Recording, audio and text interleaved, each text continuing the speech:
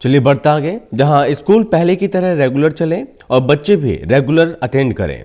इसकी कवायद तो हर तरफ हो रही है, लेकिन बच्चे कैसे स्कूल पहुंचेंगे इस बारे में कोई सोच नहीं रहा।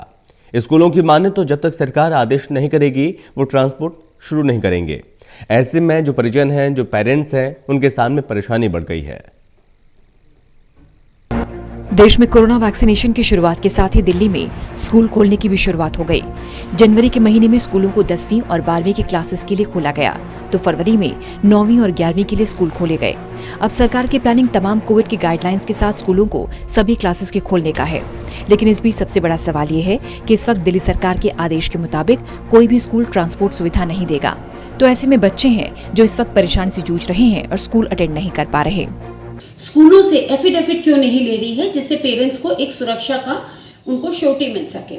दूसरी बात यह है कि सरकार अपने ऑर्डर पे कह रही है ऑनलाइन क्लास के साथ साथ ऑफलाइन क्लास भी चलती है, तो यानी कि ऑनलाइन क्लास भी स्कूल को चलानी जरूरी है। बट हम आपको बता दें, बहुत सारे स्कूलों ने ऑफलाइन क्लास की घोषणा के साथ साथ ऑनलाइन क्लास बंद कर दी है। अब आप ये बताइए, जो पेरेंट्स अपने बच्चे को किसी भी रीजन से नहीं भेज पा रहे हैं और जिसमें मुख्य रीजन है ट्रांसपोर्ट, तो आप सरकार उसके लिए क्या करें? क्या कभी सरकार ने ये सोचा कि उसने तो घोषणा कर दी है, बच्चे पहुंच नहीं पा रहे हैं क्योंकि ट्रांसपोर्टेशन सिस्टम भी नहीं है, क्योंकि पेरेंट्स अपनी आमदनी पे ध्यान देंगे या बच्चों को रोज पिक एंड ड्रॉप करेंगे? तो सरकार को इस बारे में सोचना चाहिए। वहीं दिल्ली एक्शन कमेटी का कहना है कि हालांकि उन्हें इस तरह की शिकायतें पेरेंट्स की तरफ से कई बार मिल चुकी हैं, जिसके लिए उन्होंने सरकार से बात भी की, लेकिन कोई खास जवाब नहीं आया। जब तक सरकार का आदेश नहीं आता तब तक वो कुछ नहीं कर सकते।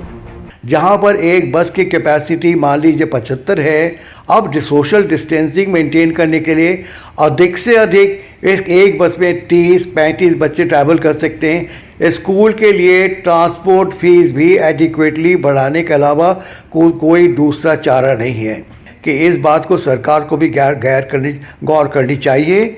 और जिस प्रकार की आदेश सरकार देगी, अगर ट्रांसपोर्ट फीस हम लेते भी हैं, जो एग्जिस्टिंग ट्रांसपोर्ट फीस ले रहे हैं, उस एग्जिस्टिंग ट्रांसपोर्ट फीस के द्वारा हम बसेस नहीं दे सकते हैं। बहरहाल सरकार और स्कूलों की इस कश्मकश में पेरेंट्स और बच्चे परेशान हैं। समस्या का कोई समाधान निकल नहीं रहा, न ही इस मसले पर कोई सोच रहा है। टोटल न्यूज के लिए पूजा राठौर शर्मा की रिपोर्ट।